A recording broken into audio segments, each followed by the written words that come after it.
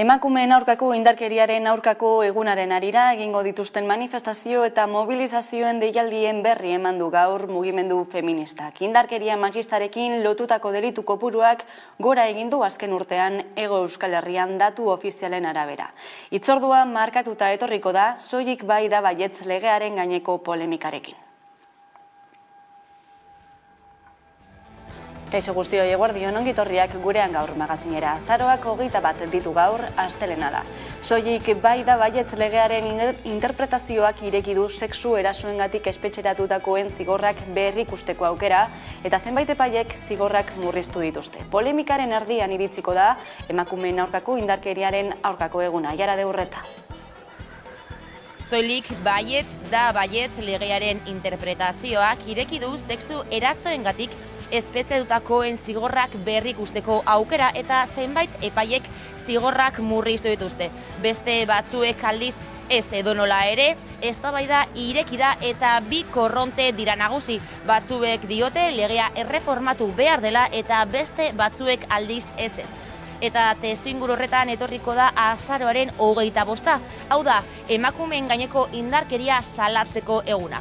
2020ko urtarriletik irailera arte, indarkeria matxistari lotutako delituak 14,6 hazi dira Araba, Bizkaia eta Gipuzkoan. Alegia ertzainak indarkeria matxistarekin lotutako 4.511 delituren berri jaso zuen Eusko Jaurlaritzak jakitera. Eman duenez, Nafarroan bestalde urtarrila eta iraila bitartean egunero 5,2 salaketa jaso dira eta urteko bigarren hiruhilekoan delituak 11,7 hazi dira. Hala, azaroaren 25ean Euskal Herriko mugimendu feministak kaleak hartzeko deia egin du. Beldurra eta kontrolen aurrean justizia feminista lelopean. Eskatuta gaude. Urteak danamazkigu indarkeria horrei guztiei aurre egiteko antolatzen eta borrokatzen. Badakigu hori dela bidea.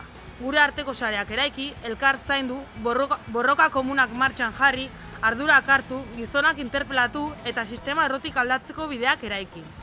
Autodefentsa feminista da horretarako dugun tresna eraginkorrena, eta antolakuntza feministaz boteretuko gara.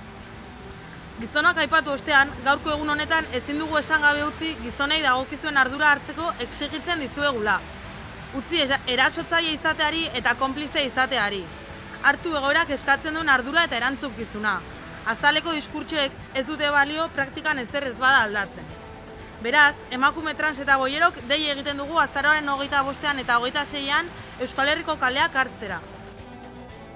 Ekonomia gaiei helduta, Bizkaiko egoitza pribatutako langileek greba eguna dute ELA sindikatuak deituta. Dagoeneko 9 greba egun egin dituzte sektore feministatuko prekarietatearen aurrean, patronalek urratsak ematen ez dituztela zaratzeko 5 greba egun gehiago deitu dituzte. Aiara de Urreta, konta iguzu. Joan den astean, azaroaren 18ean eta 19ean labek deituta greba eguna izan zuten Bizkaiko egoitza pribatuetan eta astenetik ostiralera bitartean ELAk lanuztea deitu du Bizkaiko egoitza pribatuetan ere. Izan ere, 2 urte daramatzate lan hitzarmena berritu barik, lan baldintzak izoztuta, langile faltagatik lan baldintza onartezinekin eta ratio eskasekin ohartarazi dutenez. Sektorea oso feminizatua da gainera.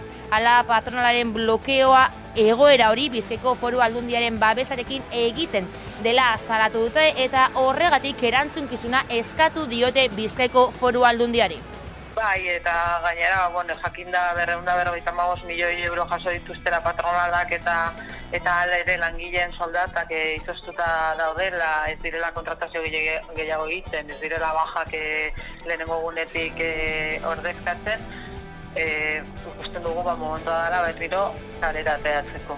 Eta gainera, hemen 2023an diru gehiago sartuko da, modelo aldaketa bat egongo da, nordikoagoa den modelo batera hurbiltuz, unidades confidenciales ditzen den arderaz, eta hor ratioa bai ez dela berdina nordikoekin alderatuta, ikus behar dugu, sartuko dela, modelo aldaketa bat egongo dela, baina bakarrik eurei interesatzen zaienak.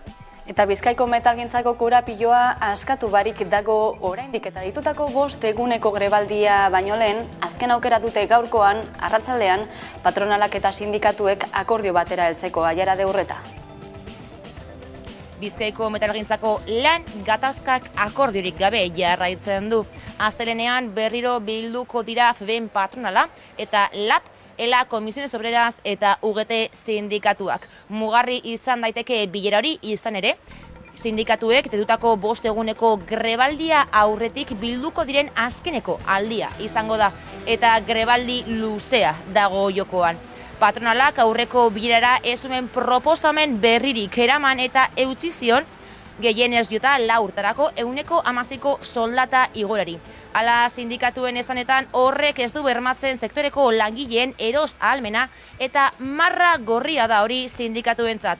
Gainera sindikatuen esanetan patronaren esku dago negoziazioa desblokeatzea. Daude, 5 greba egun deituta, ikusiko dugu patronalak zerekin dator, baina ikusita azken bileran eduki zuen jarrera eta ekarri zuena, ez gara batere optimista.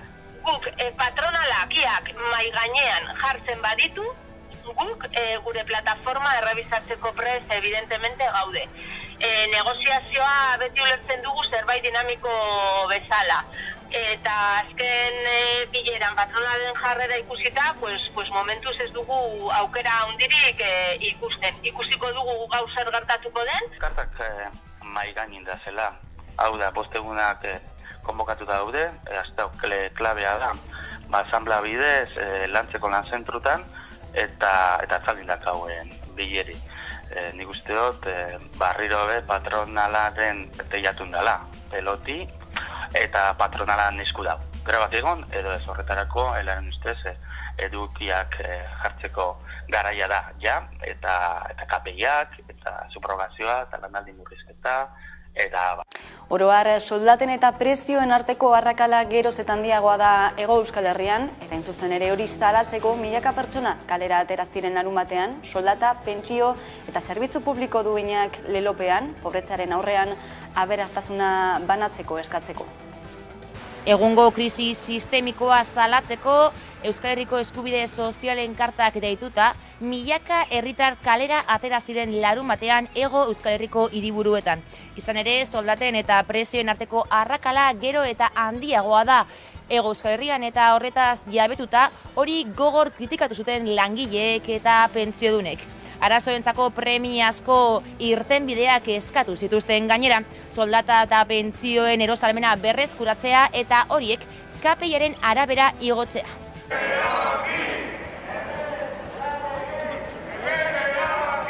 Pobrezia igotzen ari den fase bat bizitzen ari dugu, eta fase hori gertatzen ari da 3 arrazoi ezberdinengatik. Batetik, soldatek erosalmena galtzen ari dutelako, bestetik, elikagaien eta energiaren prezioak igotzen ari direlako, eta azkenik ere badagoelako interes tipoak gero eta altuagoak direlako. Eta guzti hori gertatzen ari den bitartean ikusten dugu nola, bai IBEX 35 enpresak eta baita bankuek ere beraien irabaziak biderkatzen ari dituztera urtez urte. Euskal Herrian bi herrietatik bat bizitza duin baterako diru sarreren kopuruaren azpitik dago. Pobrezia edo pobrezia arriskuan dauden jende kopurua igotzen ari da. Gainera emakume aurpegiarekin. Eta hau gertatzen den bitartean, Josu Jon Imaz, Repsoleko presidentea, eta Ignacio Sánchez Galán, Iberdrolako presidenteak esaten digutena da, beraiek gero eta aberatsagoak izateko, gero eta diru gehiago batzeko, guk langileok pobretu behar garela.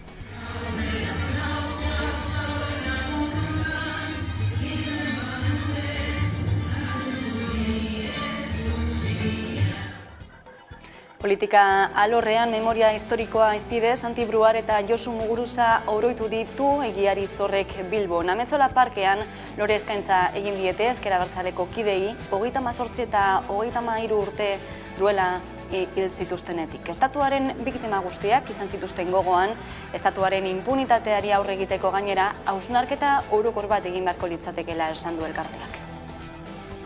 38 eta 33 urte pasa dira estatu terrorismoak gaurko egunez Xanti Bruar eta Josu Muguruza erail zituenetik.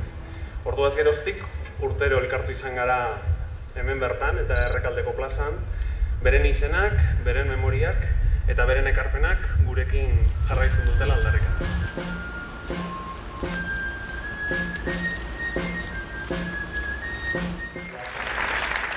Ta dagokigu xede, zail bezain simplea, historia kontatu eta egitea.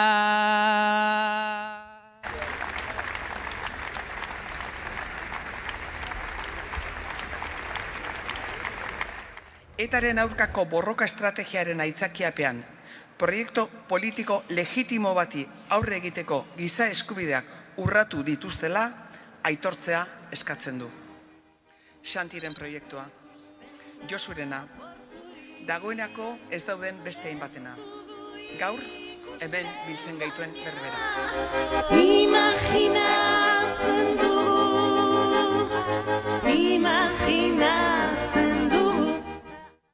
Gai aldatuta amaitu da COP27 Nazio Batuen erakundearen klimaren goi-bilera eta biltzarrak funts berezi bat sortzea onartu du klima aldaketarekiko kalteberak diren herrialdeak pairatzen ari diren ondorioei aurre egiteko. Erregai fosilak behin betiko alboratzeko adostasunek ez da izan ordea. Klima aldaketaren borrokari dagokionez, anbizio eta zehaztasun handirik gabeko akordioarekin amaitu da COP27 goi-bilera Egipton. Adostu dute aldaketa klimatikoak gehien kaltetzen dituen herrialdeak laguntzeko funtsa sortzea, baina funtsa hori nork hornituko duen eta zenbateko balioa izango duen hori ez dute zehaztu. Akordioa beraz ez da nahikoa izan. Clearly, this will not be enough, but it is a much needed political signal to rebuild broken trust. Europar Batasunak eta klimaren aldeko elkartek ere atsekabe azaldu dute aurrez adostutakoetan atzera egin delako eta gas isurketak murrizteko ez delako neurririk adostu. Aurrera pausorik ematekotan klima aldaketak garapen bidean diren herrialdei eragin dien kaltea ordaintzeko konpromiso hori hartu izana da, herrialde aberatsenek euren gain hartu izana. Mekanismoa garatzen hasteko talde eragileoa sortu dute, trantsizio komite izenekoa, 24 herrialdez osatua, eta urtebetez landuko ditu ekimen horren funtzionamenduari eta finantzaketari buruzko xehetasunak, 2023ko COP28an onartzeko. Testu inguru honetan Greenpeacek aurrera pausotza jo du garapen bidean dauden herrialdentzako funtsen sorrera hori.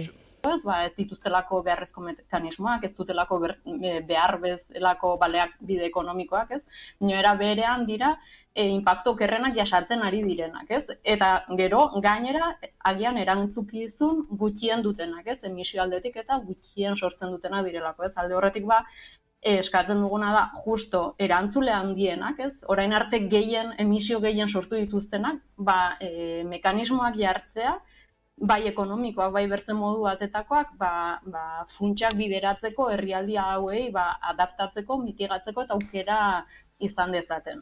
Dena den Antonio Guterres Nazio Batuen erakundeko zuzendariako hartarazi du planetak egoera larrian jarraitzen duela eta isuriak murrizteko konpromiso zehatzik ez dela jaso COP27 goi-bileran. Ikusi beharko da beraz datorren urtean Dubain egingo den COP28ko goi-bilera nola joango den.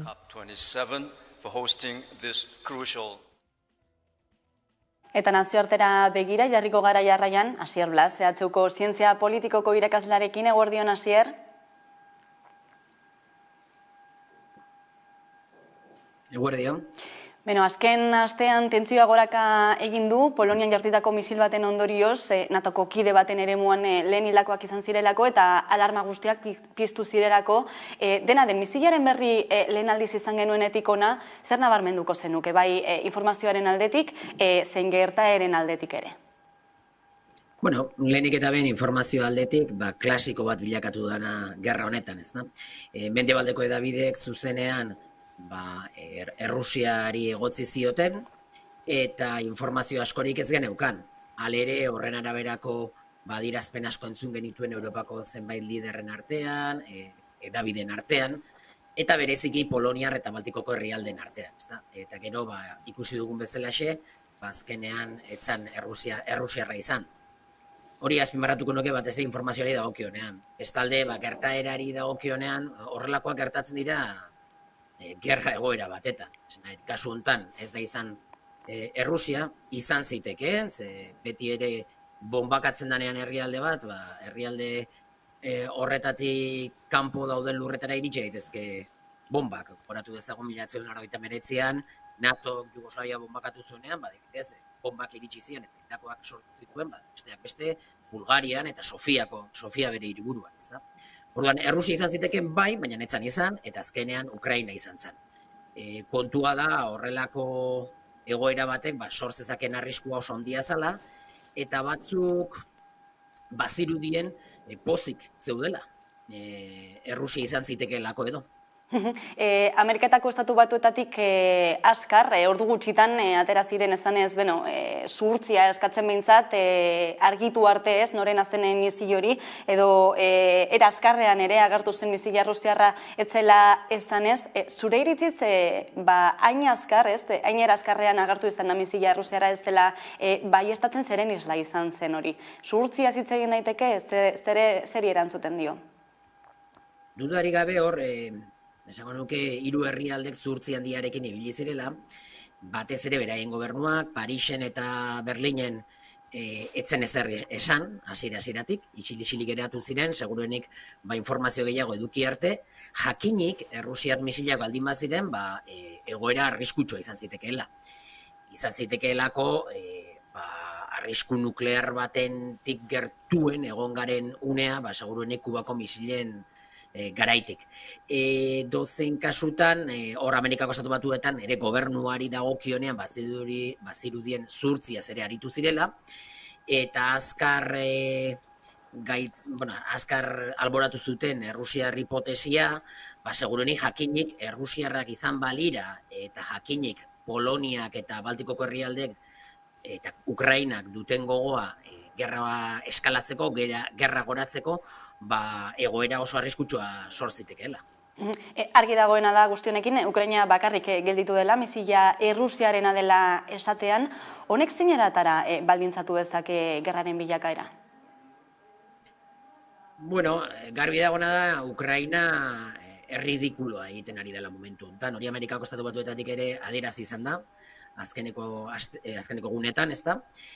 Hain zuzen ere, tematzea honetan ez dakalako zentzurik, garbi dago, datu guztiak esaten dute argi eta garbi, defensa aereo antimisil bat dala eta Ukrainarra dala. Beraz, alde horretan tematzeak ez dio mesede egiten Ukrainari, eta horrela adierazi diote mendebaldeko zenbait hedabide eta gobernuetatik. Hortik aurrera zertan eragingo duen gerra honetan, badirudi oraingoz ez duela eragingo, Ukraina izan baita, eta Ukraina, naiz eta kasu honetan bere misilak Polonian erori, NATOko herrialde batetan, garbi dago NATOk ez duela erasotuko Ukraina. Izan ere, Ukraina NATOren zerbitzurari da gerra egiten momentu honetan Errusiaren kontra. Beste berri bat ere, egunotan heldu zaiguna, hori da Nord Stream gazbidarekin lotutakoa, hain zuzen ere matxuraren arira ez, Suediak lehergailuen arrastoak aurkitu dituelako bertan, zer esaten digu honek? Bueno, jakina da zer gertatu da Nord Stream. Falta zaizkiguna da datu zehatzak, baina garbi dagona da hor eraso bat egon zala, eta datu horiek hori konfirmatzera datoz, falta zaiguna jakitea nork egin zuen eraso hori, besterik ez, eta nork egin zuen hori ere badakigu mendebaldeko aliatuen artean begiratzera eramaten gaituela. Eta hori da falta zaigun informazioa, besterik gabe, Suediak bestalde ere askotan iragarri du ikerketaren datuak ere sekretupean mantentzeko borondatea izan dezakela, segurtaz ze datu diren. Alemaniak berak ere antzerako adierazpenak egin ditu, beraz, garbi dagoena da, erasotua izan zala Nord Streama, kontua da nork erasotu zuen, garbi dagoena da, erasoa etorri baldin badan baitetik mendebaldetik edo mendebaldeko aliatuetatik etorri dela. Eta hori argitzea, ez dakigu inoiz jakingo dugun benetan nork egin zuen. Basier Blas, eskerrik asko beste behin gurean izategatik eta gako guzti hauek emategatik. Zuei. Eta Katarrera begira ere jarri behar gara, izan ere dakizuenez hasi delako dagoeneko munduko futbol txapelketa, giza eskubideen urraketek, errepresioak eta ustelkeriak zikinduta.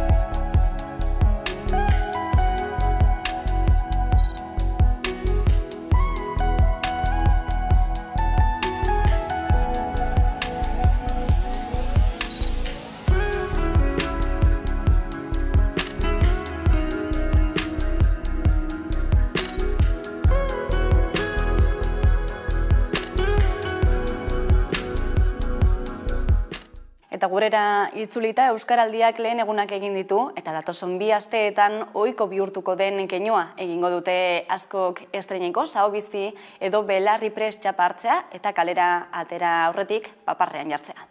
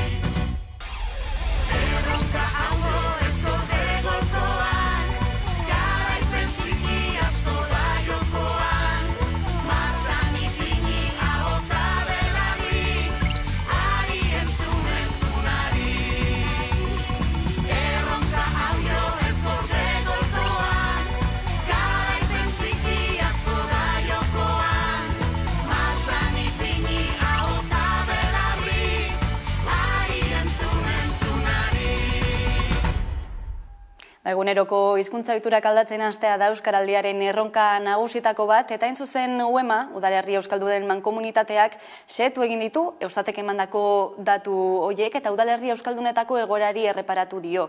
Ondorioa, kezkatzeko modukoa, Euskararen erabilera atzeraka ari dela nabarmen Udalerri Euskaldunetan. Iraitz Lazkano daukagu, UEMako lehendakaria, pantaiaren beste alboan, eguerdion Iraitz. Bueno, zer ari da gertatzen Euskararekin Udalerri Euskaldunetan? Bueno, esan duzun bezala, aztertu ditugu 2021ko zentsuan gora bera horiek, eta, ikusten ditugu hainbat argitzal, kezkatzeko, badare arrazoiak, baina, pixka positibotik hasteagatik edo, aipatu nahiko nuke, gero eta Udalerri Euskaldunan gehiago ere badagola EAN, eta horietako gehienak UEMako kide direla, eta horrek adierazten digula, Euskaldunon lurgune hori gero eta zabalagoa eta gero eta sendoagoa badala. Baina horrek ezin digu ezin gaitu itxutu eta bigibistakoa dan galera nabarmen hori aipatu gabe ezin dugu gutxi. Ezagutzan berako joera nabarmena da.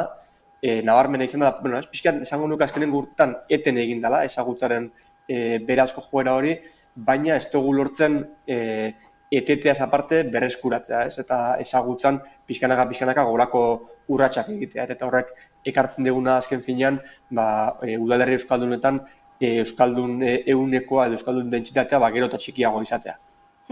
Beste datu bat ere plazaratu duzu, eta hori da geroz eta txikiagoa dela Euskara lehen hizkuntza dutenen proportzio hori. Datu honi zein azalpen aurkitzen diozue? Azalpen bat baino gehiago, ez? Hasiera baten igual pentsa daiteke transmisioan egon daitekeela arazoren bat, hau da, belaunaldi batek hurrengoari, ez?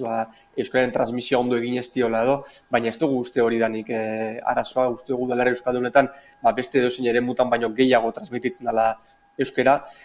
Bai ikusten dugu egon dien biztanle aldaketak, ez? Edo biztanleen joan etorriak horrek berak izan dezakela eragina handia, ez?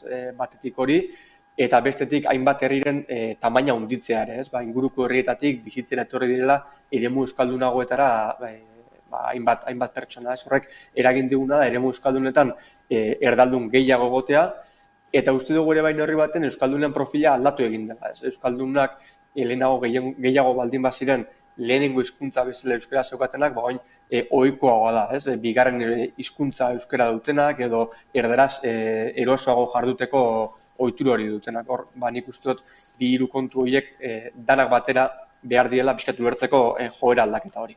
Etxeko erabilerari buruz ere hitz egiten du, kaleratu duzuen txostenak, zein da argazkia? Bueno, argazkia egizan da larritzekoa da, Hor, esan baldin modulen ezagutzaren beherakada hori poliki gutxitzen edo, gelditzen baldin moduan, nahiz eta ez lortu hori berreskuratzea, atzerapasun nabarmenak eman dira erabileran. Adibide bat jartzeagatik, 1991an 180ko ezagutza mailarekin 181 baldin bazan erabilera, 2021an 184ko ezagutzarekin 219koa da. Hau da, proportzioan atzerakada hori esango genuke askartu egin dela. Eta hala ere, nik uste da aipatzeko dela beste edozein tokietan baino gehiago erabiltzen dela udalerri euskaldunetan euskara, baina orokorrean ikusten dugu joera negatiboa dela. Hori zer azaldu dezake, lehen esan bezala, faktore bat baino gehiago. Faktore bakarra baldin balit, bego lerresago izango litzake hor neurriak hartzea ere, baina batetik aipatu duten ezagutza txikiago horrek euskara erabiltzeko aukerak ere neurri baten mugatu egiten ditu, ez dago hainbeste espazio euskaraz jarduteko. Bestetik, lehen hizkuntza euskara espaldin bada, edo jende gutxiagoren lehen hizkuntza baldin bada euskara, espazio gutxiago egoteaz gain, erosotasunean edo ohituretan ere horrek izan dezake eragin negatibo bat, Eta gero bestetik, bizimodu aldaketak, orokorrean udalerri euskaldunetan ere bizimodu aldaketak eta herritarren ohituran aldaketak egon baldin badira, horrek ere eragina izan dezake euskararen eguneroko erabilera hortan. Hauxe, beraz, diagnostikoa aipatu dugu ere Euskaraldia dagoeneko martxan dela, beraz ere horretan eragiteko aukera aproposa, ez da? Bai, nik uste dut udalerri euskaldunetan ere ezinbesteko ekintza edo ariketa proposatzen digula Euskaraldiak, badaukagulako guk ere zer hausnartu, sarri udalerri euskaldunetan dena egintzat emote hori ere arazo izan da, arazoak ez identifikatzea bere ere arazo bat badalako, eta badaukagulako guk ere zer hausnartu eta nola eragin gure eguneroko hizkuntza ohituretan, eta nola egin dezakegun egunero euskara pixka gehiago erabiltzeko. Nik uste dut herritarren aktibazioa alde hortatik ezinbestekoa dela. Badakigu Euskaraldia ez dela izango euskararen erronka guztien irten bidea, ez dela barita magiko bat izango, eta horrekin batera beharko dela beste kontu batzuk. Herritarduntzeakin eta aktibatzeakin batera ezinbesteko izango dalako politikak aktibatzea eta benetan errotiko politikak egitea, egiturezko neurriak hartzea, bai hizkuntza eskubideak bermatzeko eta baita egunerokotasunean euskara eroso gehiago erabiltzeko espazioak edukitzeko. Mezu horrekin geldituko gara, Iraiz Lazkano, eskerrik asko gaurkoan gurean izategatik. Eskerrik asko zuei berriz da, ondo segi. Eta kulturari helduta, bertsolari txapelketa nagusiko final aurreko saioak egiten ari dira egunotan, eta orain arteko mailari eutsita, Alaia Martinik pauso handia eman du bertsolari txapelketa nagusiko finalera begira. Izan ere, larun bat arratsaldez Amurrion jokatu den finalerdian garaile izan da Martin, 676 puntu biltzea lortu ostean, ariketa guztietan aurretik auritu da Oiartzuarra. Informazio horrekin utziko zaituztegu eta jarraian itzuliko gara eguneko elkarrizketa nagusiarekin gaurkoan, gurean izango dugu Iñaki Barzena ekologistak martxaneko kidea, orain arte. Beraz nere txiki polit, zuk behar banauzu behar, hartzazu lasai titia eta lasai egin negar. Ta nahi dugun erritmoan askatuko dugu elkar. Ta nahi dugun erritmoan askatuko dugu elkar.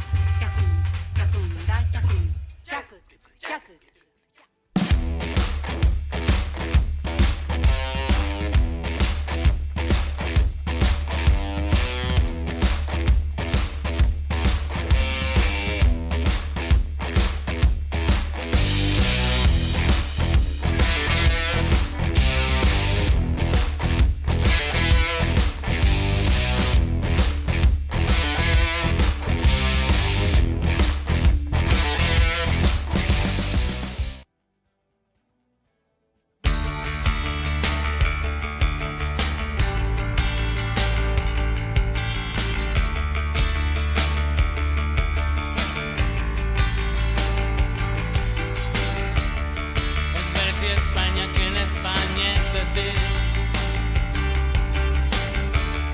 ez bezala narratzea Odei esiak negartzia dezira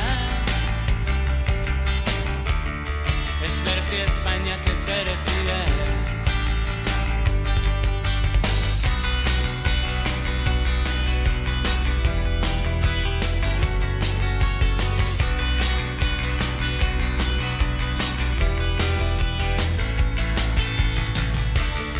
Ez berzi Espainiak ene azaletik Ez da dinune izpirik igaro Ez berzi Espainiak ene zanietatik Bekietatik ez dezalan nortzezku bila Zietik zartzen igaro Zurekin izateko desiru Zurekin izateko desiru Na na na na na Zurekin izateko ikara Zurekin izateko desiru Na na na na na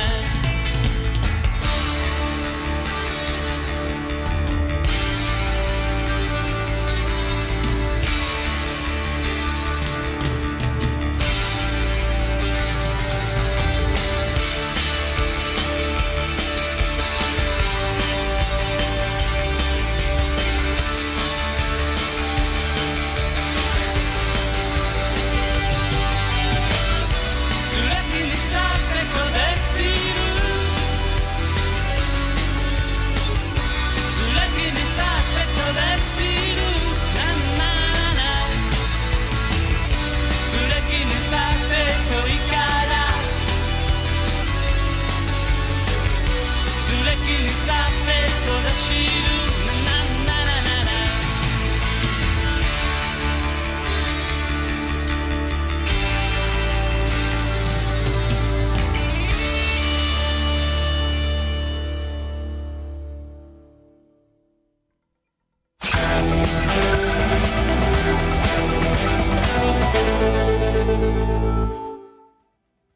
Eta egunero legez, eguneko elkarrizketari ate irekiko diogu, horretarago gaurkoan gurean daukagu Iñaki Bartzena, ekologistak martxaneko kidea, eguerdion. Eguerdion. Bueno, beste COP bat amaituta, COP 27 aurtengoa, eta funts ekonomiko bate sortzean hartuta bai, baina erregoi fosilak alde batera usteko adostasunik ez. Bueno, hori nabaria zen. Olako bileretan aldez aurretik ez badira akordioa lortzen, bertan antxerkia egiten da. Presioak, aldaketak, baina genekien, gainera, non eta egindan bilera hau, ez? Erregimen diktatorial batean, herrialde afrikar batean, turistentzako hiri baten nun bakarrik gazkinez aldeu daiteke, bai, ekologisten aldetik, bertara joateko mobilizazioetara ez da deitu, joan behar izan duten pertsonak, labait parte hartzera eztabaidatan gobernuekin, baina, lortu den gauza txikietako bada, orain montatu behar diren fondo berriak, lortzen baldin badira, labait, erantzunkizun diferenteekin erantzuteko aldaketa klimatikoari herrialde batzuk eta besteok, negoziazio horietan onartu da gizarte zibilak, mugimendu ekologistak, sindikalak, emakumezkoak, indigenak parte izango dutela. Baina, betiko moduan, gero konjuntura bakoitzan ikusiko da. Eta ikusten duguna da, olako bilera nagusia hauek ez dutela betetzen inungo akordiorik, esperantzarik gabe hasten dira, eta bukatzen dira, gazi gozo, olako keinu batekin, kuriosoa da. Aurten, gaur gara 2022 garren urtean. Nazio Batuek, duela 50 urte, 1972an lehenengo batzar ingurumen gailurra egin zuten Estokolmon oso famatua. Handiko 20 urtera, gero Nairobi, gero handiko 20 urtera, Rioko gailurra oso famatu izan zana, garapen sustengarria. Gero Johannesburgora, Euskaldun batzuk egon ginen, eta porrot bat izan zan. Eta gero berriz Rio de Janeiro izan zen, hor bai, euskal delegazio bat egon zen, eta aurten tokatzen zuen, 2022 tokatzen zuen berriz egitea. Nazio Batuek erabaki dute festejorik ez egitea, olako dirutza gastatzen dela ez egitea, eta ni pentsatzen dut, olako etekinak egiteko, olako gaur egun diplomazia ekologikoaren politikak oso eskasak dira, eta hobeto ez egitea.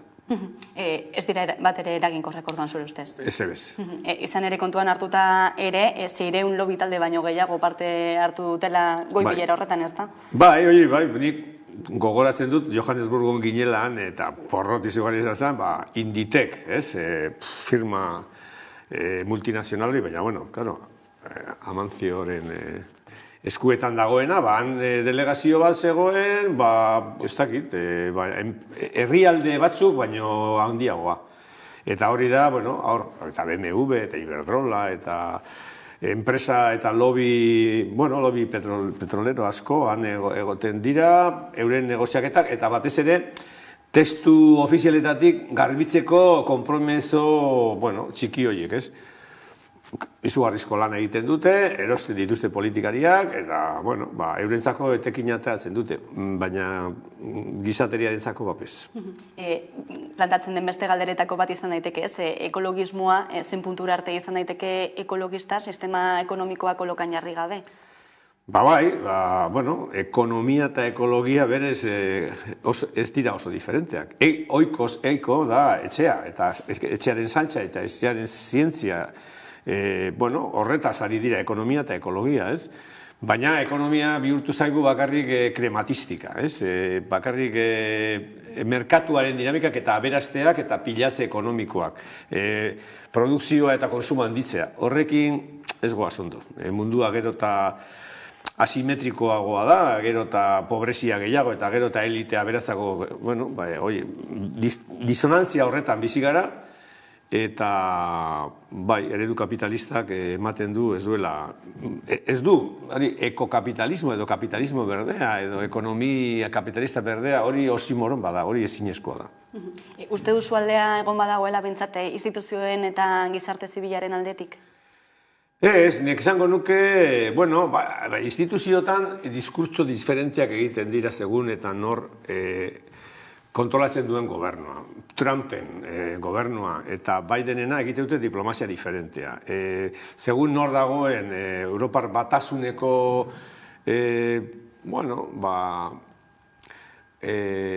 lidergoan sozialdemokratak, ala liberalak, ala konservadoreak, edo ikusten baditugu herrialde populista eskumatarrak, edo herrialde populistak ezkertearen eskuetan dagotena, diskurtso sozioekologikoak diferenteak dira. Zoritxarrez, politika extraktibista eta politika antiekologikoak ez dira indiferenteak, baina eta harremanak ez dira berdinak, ez? Ez da berdin mugimendu ekologista italianoa Melonirekin edo sozialdemokrata batekin, ez da berdin Trumpekin edo Obamarekin. Egia da, politikari guztiak eta instituzioen jokamoldeak ez direla berdinak segun ze ideologia dagoen gobernuan.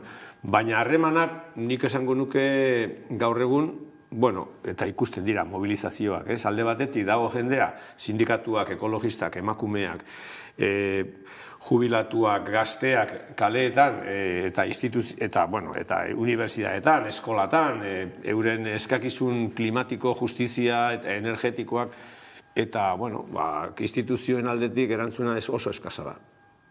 Dena den, esan daiteke kontzientzia soziala egon badagoela, esaterako ez, azken aldian ikusten ari garan munduan zehar, zenolako ekintza batzuk egiten ari diren, museoetan, hain zuzen ere ez, klima larrialdiaren egoera salatzeko, eta horrek sortu duen arrabotzu guztia, nola ikusi duzu hori? Pasante gurean entzun nuen irratian, gazteek egindako museoetan ekintza horiek ez direla bat ere arrakastatsuak izan, nik esango nuke, munduko komunikabide guztietan atera dira. Atera dira, Goya eta Van Gogh eta olako erretratuak oso famatu direlako. bete dute euren egitasmoa, hau da, agerian jartzea politika klimatikoak oso eskasa direla, eta gauzak egin behar direla. Ez dakit, nire ustez komunikabide guztietan eta agenda politikoan egon badira, lortu dute gazte horiek, lortu nahi zutena. Beste gauza bada, horrekin nora, hori da publizidadea, eta publizidadea mai gainean jartzeko hori, gero Egipton ikusi duguna, politikariek ez direla gauza adosteko politika klimatiko justo batzuk, edo modu demokratikoetatik gauzak ez direla konpontzen ari, ez?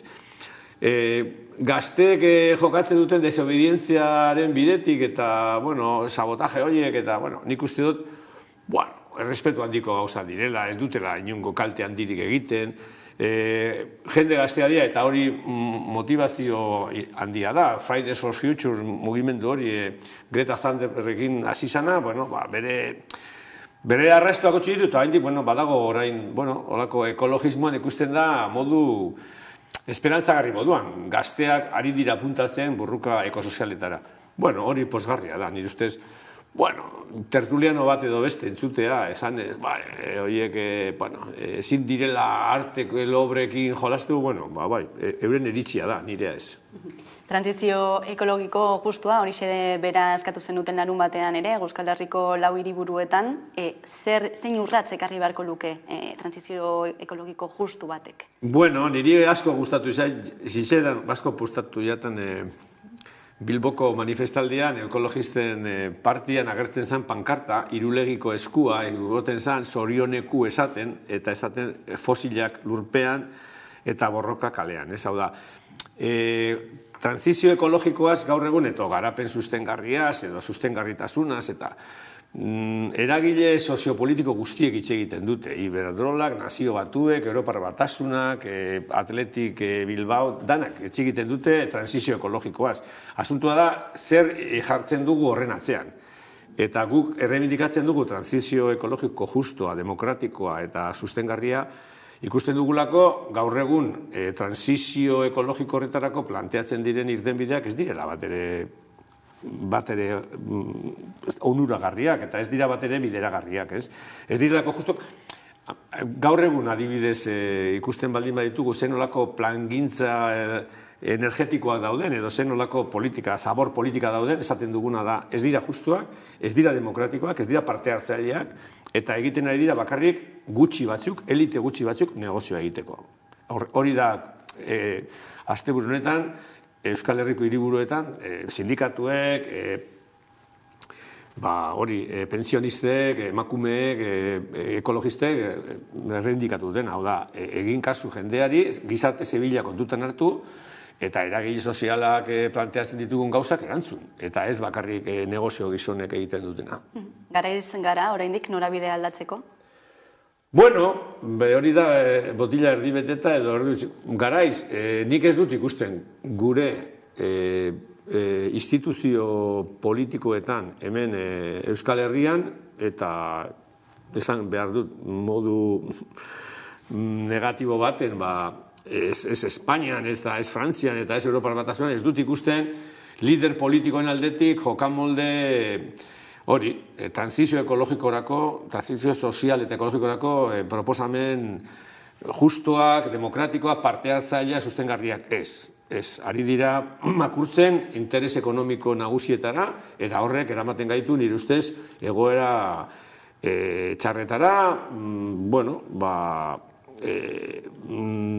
gero eta pobrezi energetiko gehiagora, gero eta hori gazteen egoera gaizkiago batera, eta bestalde batetik, prekarietatea, eta ikusten ari garana da, prezioen gorakada, energiaren prezioen gorakadaekin zen olako problemak ari dira sortzen gure gizarteetan. Hau da, minoria batek izugarrizko negozioa egiten du, baina gehiengo batek pairatzen ditu prezio horiek, gainera prezio horiek ez direla bakarrik energiarenak, baizik eta elikadurarenak, garraioenak. Lantzean behin esan behar dugu, berri hona direla. Garraio publikoetan jaitsi dituzte salneurriak. Hori onuragarria da. Hori da instituzionaldetik eginen gauza hon bat, eta esan behar da. Gurean eta epe laburrean ere dagoen erronka nagusietako bat da zer egin zaborrarekin, nola kudeatu, eta hain zuzen ere berriki Eusko Jaurlaritzak plan berri bat aurkeztu du horri heltzeko, 3 zabortegi handituko dituela adierazi dute eta beste 2 berriro ireki. Aurkeztutako planaren inguruan zer esango zenuke? Zaborren politiketan Eusko Jaurlaritzak jorratu dituen bideak dira beti provisionalak, beti behin-behinekoak, beti, orain ezinbestean egin behar dugu, baina gerorako behin-behinekotasuna, behin-behineko profesionalidadea, eta dauzkaten jokamolde bakarrak dira zaborren, ezaten dute eurek valorazioa, eta valorazioa nahi du erretzea, eta energia elektrikoa produzitzea, eta bestalde batetik, zabortegi berriak egin alden neurrian. Karo, daukagun problema da sistema industrial batean bizi gara, nun gero eta hondakin gehiago ekoizten diren. Eta hori da, nik gogoratzen naz, ekologistak moduan, hasi ginela honetaz, duela 50 urte, planteatzen, Europatik datorren legea araudiak esaten du, lehenengoa da, zaborra gutxitu, hau da, gero eta gutxiago produzitu, eta hemen daukagu gero eta gehiago, zergaitik, jendeak esatu behar. Gero eta zabor gehiago, bai, zergaitik, negozio badalako, bere kudeak eta negozio bada, zuk eta gu, Euskal Herrian, eta hori Zaldibarren ikusi izan, gu gara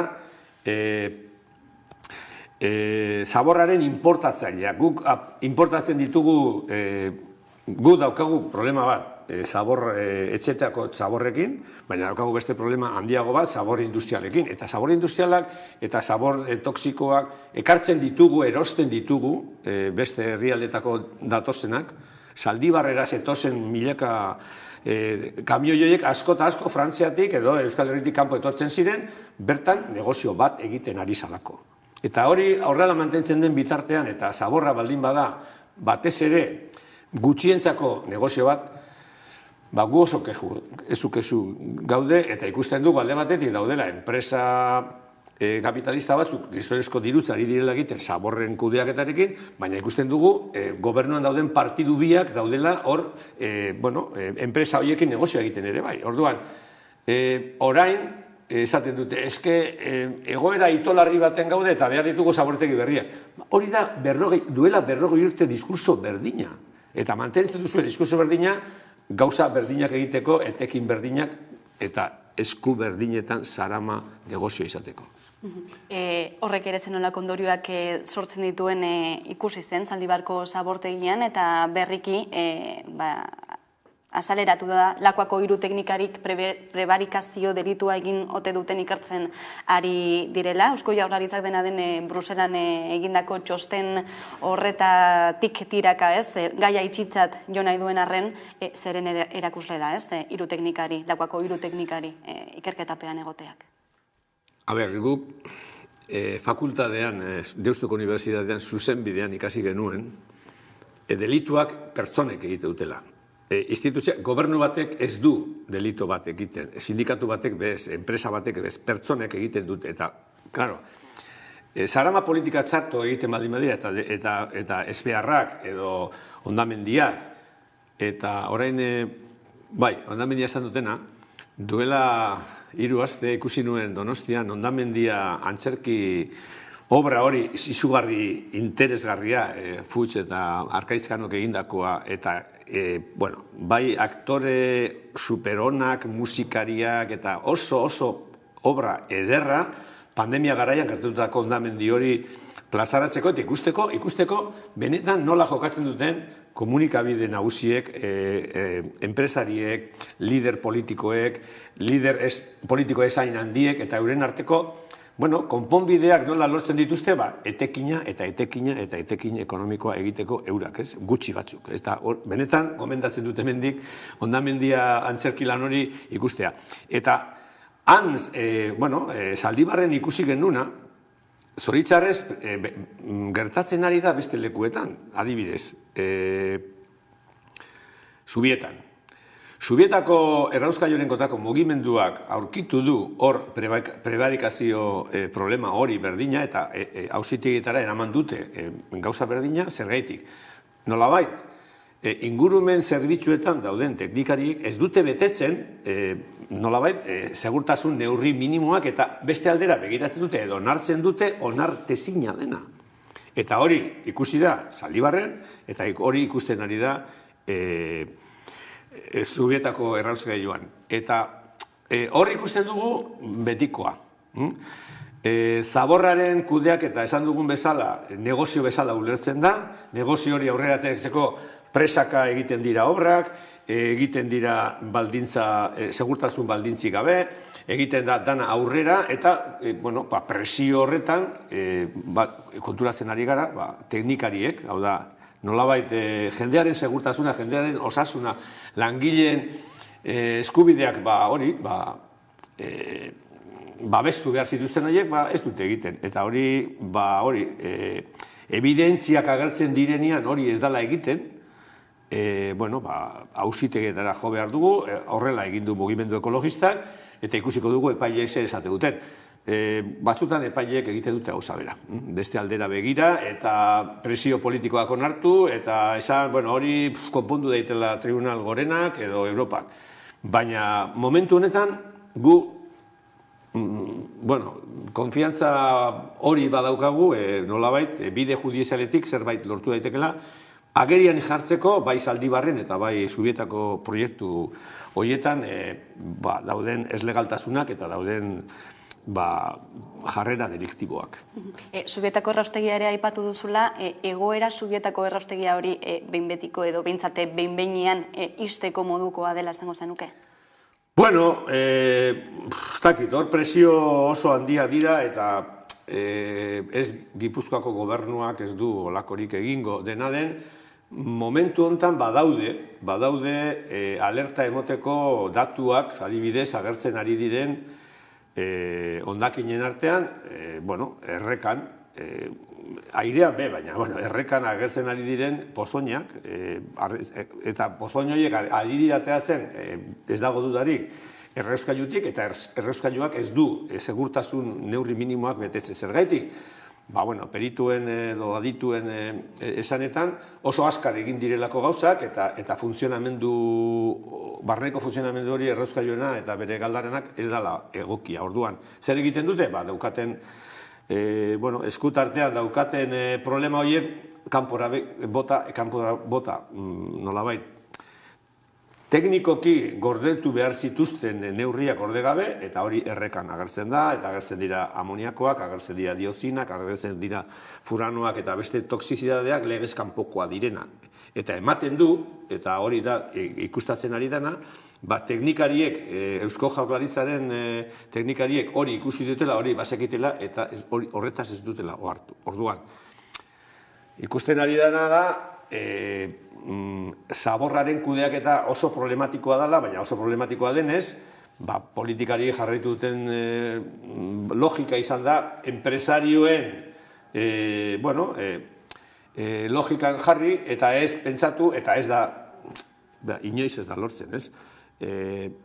Zarama gutxitzea, tona gero eta gutxiako produzitzea, eta nolabait, politika desberdin bat lortzea. Hori ez dugu ikusten, eta zuk esan duzun bezala, Arantza Tapiak duela gutxi agertu duen plan berria da, zarama gehiago daukagunez, kudeaketa bat egin behar dugu, alde batetik, zabortegi gehiago jartzeko Bizkaian, Gipuzkoan eta Araban. Eta zabortegi ilegalik alda gurean ere? Bueno, ez dakit, zabortegiak dira, justo, zarama politika baten azkenengo urratza, ez? Lehenengo ebitatu behar duzu zarama hori, eta zarama hori egiten baldin baduzu, saiatu behar zara berziklatzen ahalik eta gehien, ez? Pasan egunean, gure taldeak salatzen zuen bolintzun agertu dan zabortegi ez legal bat, ez? Bolintzio inguruan obrak ari dira egiten, eta pista horietatik, desalmao batzu joaten dira, eta botatzen dute edozein gauza errekaren kontra. Hori da, bestalde batetik, nork zaindu behar du hori, nork euki behar du erantzukizuna hori ez gertatzeko. Bilboko udaletxea, Bizkaiko Diputazioa, Eusko Jaurlaritzako horiek gobernatu behar du hori, eta ez da ekologisten ardura bat. Ekologistak egin alduguna da, hori salatu eta hori oharra eman eta esan, hau gertatu da, mesedez, zaintza gehiago jarri, ez? Hori da, ikusten ari da, garena. Zoritzarrez, lehen esan duten bezala, Zaramaren inguru politikak Euskal Herrian dira behin-behinekoak, provisionalak eta provisionalak. Zertarako? Negozioa egiten jarraitzeko.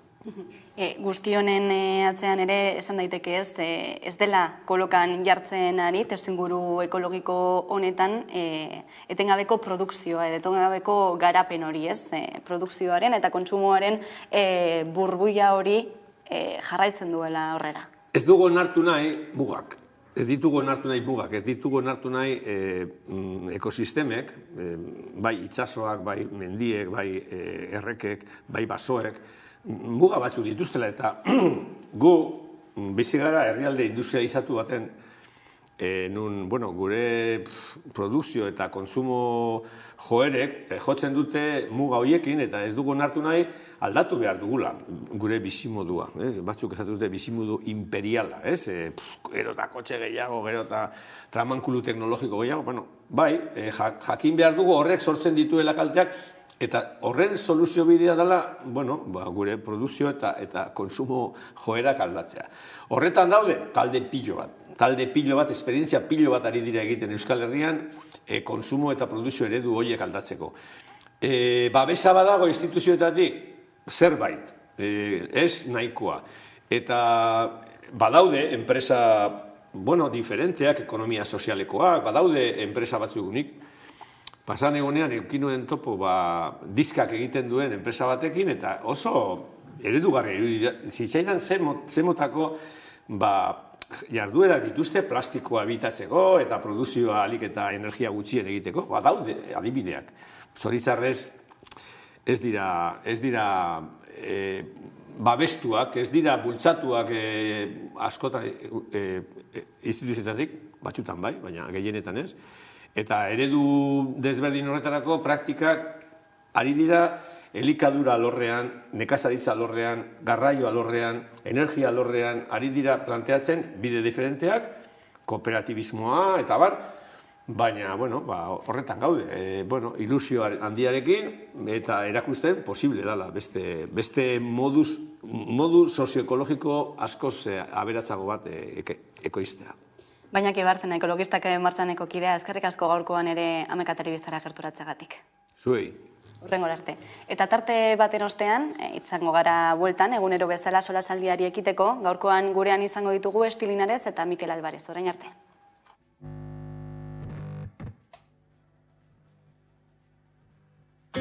Ez da broma, gaur elegante torri naizona. Ez da txantxa, gaurkoan txandala eta martxa. Ez da broma, gaur elegante torri naizona. Ez da txantxa, gaurkoan txandala eta martxa. Ez da gutxi eta gutxiago eta hau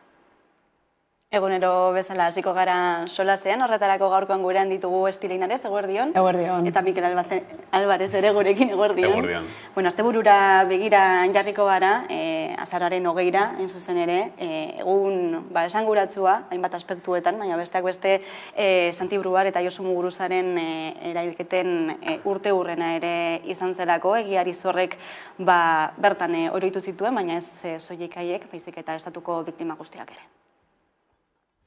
38 eta 33 urte pasa dira estatu terrorismoak gaurko egunez Santi Bruar eta Josu Muguruza erail zituenetik. Orduaz geroztik urtero elkartu izan gara hemen bertan eta Errekaldeko plazan, beren izenak, beren memoriak eta beren ekarpenak gurekin jarraitzen dutela aldarrikatzen.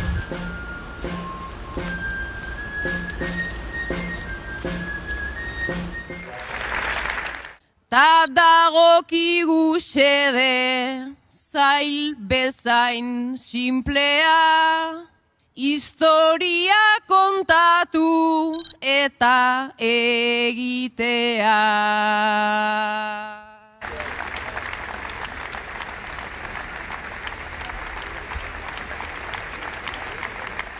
Etaren aurkako borroka estrategiaren aitzakiapean, proiektu politiko legitimo bati aurre egiteko giza eskubideak urratu dituztela aitortzea eskatzen du. Santiren proiektua, Josurena, dagoenako ez dauden beste hainbatena. Gaur, hemen biltzen gaituen berbera. Imaginatzen dugu, imaginatzen dugu. Estatuko terrorismoko biktimak ere gogoan, eta behin berriro ere ez impunitatearen hitza edo impunitatearen zantzuak agerian oraindik ere. Bai, urtero egiten den ekitaldia da, baina egia da urtero, matiz edo ezberdina dituela. Eta urten Barrio Nugeren hitzak markatu dute ekitaldia. Eta horregia da, nolabait gatazka politiko horretan, alderdi batzuk edo alde batzuk pausu batzuk eman dituztela, batez ere politikoki.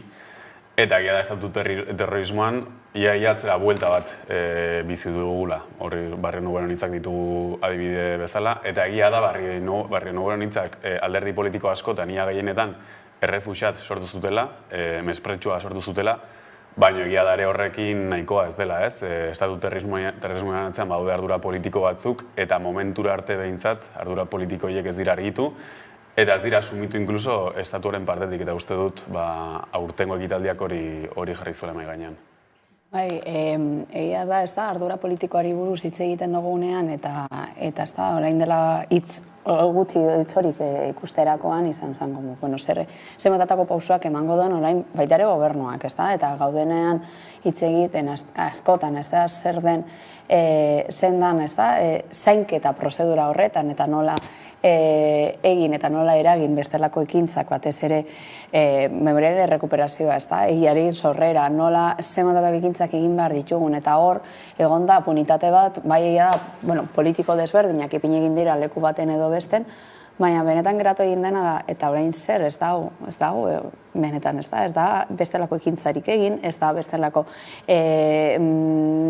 ipineko dugu bestelako erantzun politiko eta sozial bat eragin, eta orduan honek ekartzen dagoena, ez da, eta ekitalde honek ekartzen dagoena da, zenbat pausu eman behar ditugu, eta batez ere zenbat eztabaida da, eta bestelako mailak eraiki behar ditugun, ez da. Ni justo pentsatu egin dut, ez da, bizka bat urteak ikusterakoan, justo gaur nire, eta hor dago batez ere garrantzi, uste dut, zer nahin kutsua da, zer geratzen den kutsua, ez da? Eta gaur klasean nahin bilera, eta gauden horri buruz hitz egiten, klaro, nik komentatu egin diet, nire urteak begirata, nik non jaion, eta zan, ia.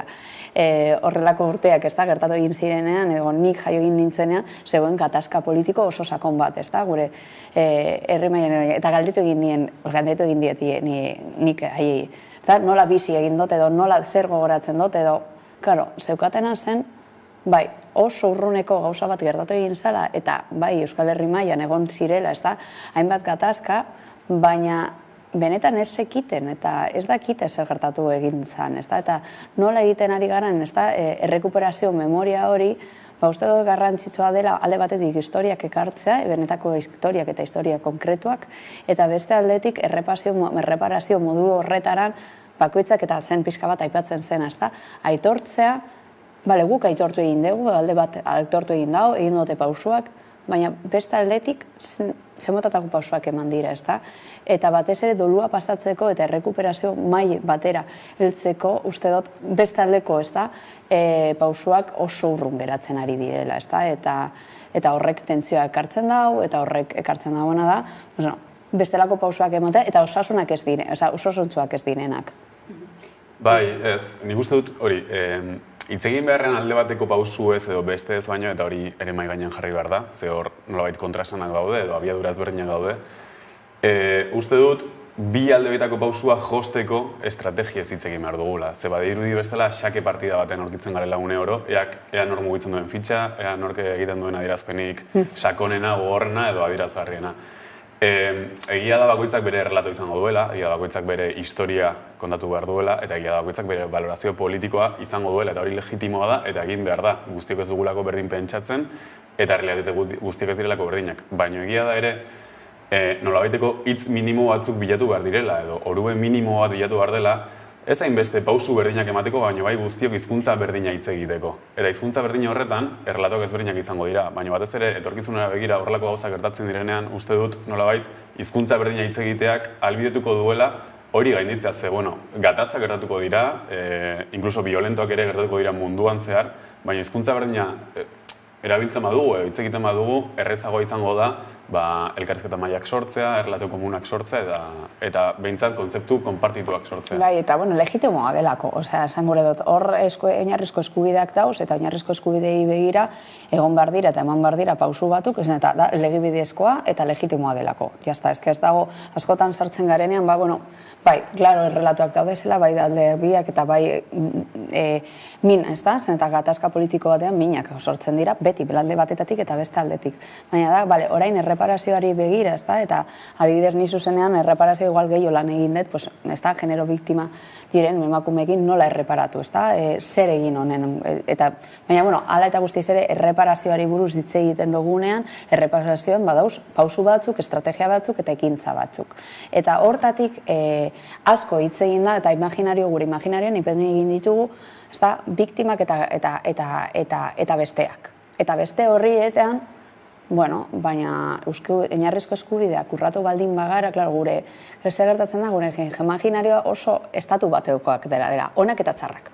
Eta onak eta txar horiek egiten dugunean, eta gainera diskurtsoa legitimatzen dugu, bermatzen baldigu guko gana gara, eta haiek txarrak oso kostata, hau da, esan gure dut, gizarte mailan, ez da, erantzukizun eta erantzun publiko, politiko bat emotea eta aurrera pausoak emotea asko kostatzen da zen, eta egiten ari garena da, haiek txartu egin zoten eta besteak ez.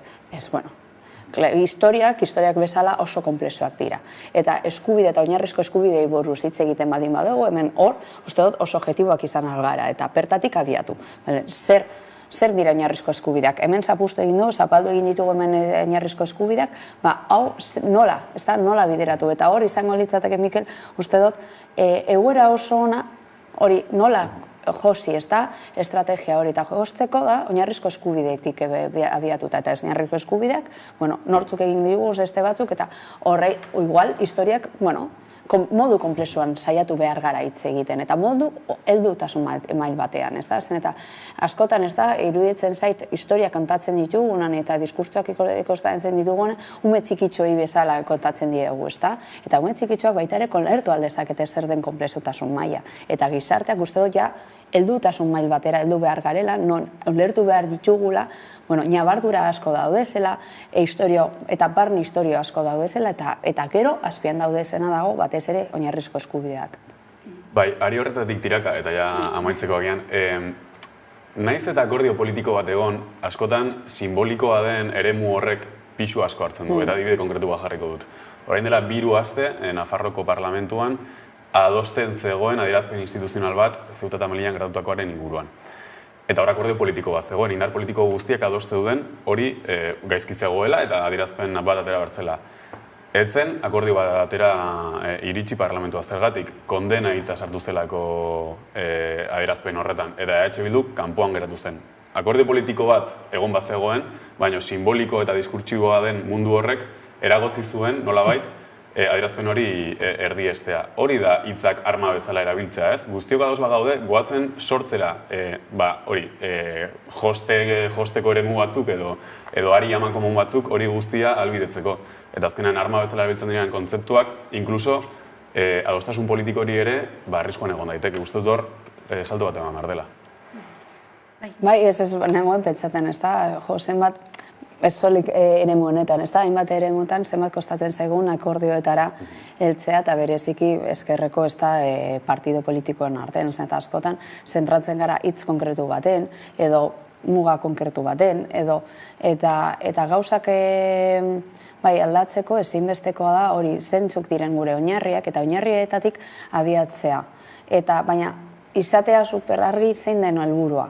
Eta hortatik, askotan zenbat gauza geratzen direla, ez da, hor kanpon edo, eta ikusi egin ditugu, ez da, gobernu honetan adibidez zenbat lege geratu egin direla hor, ia ez da josita, ez da ezebezen, eta minimo horiek zenbat zentratzen garen horretan, eta garrantzitsua izango litzateke, ez da, minimo horiek errespetatzea, eta bertatik, ez da, uste dut, pragmatiko, ez da, nola esan, izaerak pragmatiko eta baita ere eraikitzailea izateaz, eta bestela beti geratzen gara bidean. Giza eskubide buruz ari garela izen propio bat ere gaurkoan, atzo ekintzaile historiko bat zenduzelako, argentinarra, Ebede Bonafini, maiatzeko plazen hemen sustatzaile nagusiena, ekintzailea ere, gainera diktaduraren ondorioak bere gainere pairatu zituena, diktadura garaian desagertu ziren bere bi seme gainera, eta horrek ere piztu zuen bere borrokarako grin hori, giza eskubideen alde, eta hainbat desagertuen bilaketan ere. Desde el primer día las madres lo calificamos a Macri con lo que sentíamos, con lo que pensábamos que era, y fuimos muy criticadas porque dijimos desde el primer día que Macri era nuestro enemigo, porque era enemigo del pueblo. Hicimos marcha de resistencia y caminábamos sin parar con ese afán de las madres las 24 horas, que no hay otra manera de calificar a estos grupos de asaltantes que vienen a querer llevarse la patria. Y la patria es nuestra. El amor a la revolución que tenemos las madres está intacto. Y hacer este acto aquí en la plaza, el primer día que todavía no había asumido, es un acto revolucionario. Y lo hicimos pensando en nuestros hijos, pero también pensando en ustedes y en los hijos de ustedes. Porque la pelea de las madres es para dejar a los hijos de ustedes un país mejor, como soñaron nuestros hijos. Esti. Azteko ez dakite, berezik gazteok denok dakigun orden emakume honek, ez da, eta esatez, nik nenkan ez da buruan bakarrik ez da, ikusi ginean ez da, zer tokatzen zitzaigun, ostras, emakumean zenbat, belarrira etortzen zait, baina ez dakit norden. Eta horrela esan behar dez, eta uste dut baita ere ni pintzea, ez da, mai baten gainen edo dana dakidala, ez da horrela, ez da, eta hortatik, gero, ez da, ostras, bai, hau da emakume hau, eta bai, klaro, ez da, mugimendua noski ezagutzen nebala, baina ez nekien hortzegoen atzean, ez da, bai, irudiak askotan ikusi egin ditut, eta baina ez nekien nor zan. Eta hor, ekarri egin didan lehenengo irakurketa maila da, zenbat ez ezagun ditugun, ez da, emakume ez ezagunak eta benetan mugimenduak horatzean dago esena, eta batez ere berezik eta hor uste dut irudia oso garrantzitsua dela ze motatako emakume, ez da, emakume heldua, gainera zein indartsua dan, gainera berak, errepresio asko jaso izan du, eta gainera, kartzelan egon da, eta atera, eta kanpon egon da, baina egin duen, ez da, erresistentzia maila emakume eta emakume heldu, eta gainera argentinarra eta latinoamerikarra, egiten da, elkargurutzatzen egiten ditu, hainbat, ez da, zapalkuntza eta horren kontra jartuten da, emakume honek modu gogor batean, eta bereziki, ia joaten da, sistema baten kontra. Eta ez duen ekarrik bakarrik bere historia, baita ere ekarri egin zituen emakume, eta zuzeneki, ez da, emakume ama askoren historiak, eta adibidez Latinoamerikan, eta, ez da, munduan zehar zenbat pertsona desagertuak daude, baina gero familiak non geratzen diren, eta zuzenean, kasu honetan, amak edo emakumeak. Eta hortatik, uste dut gehiago jakingo beharko genituzkala horrelako historiak, eta bereziki pentsatu egin dut, nire ikasletan, baita ere pentsatu dut, institutotan daude zen ikasletan, eta justo orain dela gutxi nengoen, ekitaldi baten, non geuden hitz egiten, emakume bere eta konkretuki emakume zientzialariei buruz. Eta sekiren tipikak, Marie Curie eta bar, baina ez zean bakarrik zientzian, politikan, mugimendutan, askok hitz egin dugu, Nelson Mandelari buruz, edo pestakit, edo Gandhiri buruz, eta emakume hauek zein garrantzi txiki izan dute, pero benetan gure relatoan, eta hortatik, bi ikusteraztea, hitz egitea, emakume hauei buruz, eta are gehiago horrelako irudiaz, eta baina, nahiko, ikusmolde, eta presentzia tradizionala deko baita ere aldi berean, eta horrek egiten dagoena da, resistentzia bera izatea eta agentzia bera izatea, eta bestelako orain oso burbildeko gula azaroako 25 ezinbestekoa dira, horrelako irreferentziak izatea, bai gure diskurtsoan, imaginarioetan, eta baita ere gure historian zen, eta horrek baita ere eragiten dago historia. Ezen horako adorea eta kemena transmititzen zuen emakume honek, eta azken finean egindako guztia ere miresmena sortu du nazioarte mailan ere. Bai, da uste dut bere figura ere gainditu duela zentzu batean, egia da Bidelaren diktaduran desagertutako pertsonen inguruan borrokan hasi zirela, baina hori gainditu du. Dagoeneko ez da diktaduraren inguruko auzi bat, baizik eta giza eskubideen inguruko auzi bat, inkluso Latinoamerikako ezkerraren simbolo ere bilakatu da. Ze kapritxosoa den askotan aktualitatea, ze atzo ikusi nuenean berria goratzen nintzen Katarreko mundialaz, eta esango zer ikusi dauka honek. 1978an justu Argentinan mundiala jokatu zen. Eta mundiala jokatu zen, Bidelak milaka eta milaka pertsona erailtzen zegoen garai berdinean. Eta munduko telebistek ikusi zuten orduan, lehenengo aldiz esango nuke, Maiatzeko plazako amak bere manifestatzen eta astero biltzen beraien seme-alaben edo semeen kasu honetan askatasuna exigitzeko orduan. Ikusi dezakegu nola historiako bi momentu ere konektatzen diren.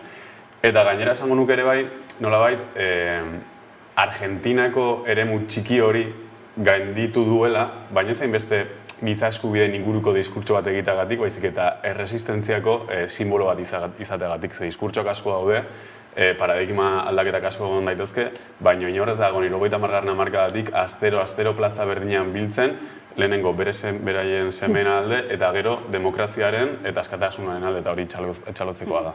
Eta gainera lorpenak izan dituela mugimenduak, urteetan zehar, hainbat desagertu aurkitu dituztelako gainera. Bai, eta Mikelek aipatzen zegoen, mugimendu honek izan zen gero isla, hainbat batez ere eta bereziki, Latinoamerikan gertatzen ziren beste gatazka, sozial eta politikoak erantzera, eta ikustea emakume saretuak eta hor ikusten, haiek elkar lotuta zeudela, 90ko emakumeak bezala kopiatu egin zuten horrelako, kopiatu edo, isla egin zuten, horrelako sare emakumeen sareak ikustera da oso indartsua da horrelako. Eta gainera nik berriro esatearren, daukaten edadea, daukaten egoera, horrein kontra joatea guztia, ipintzea plaza baten eta esatea, onarte.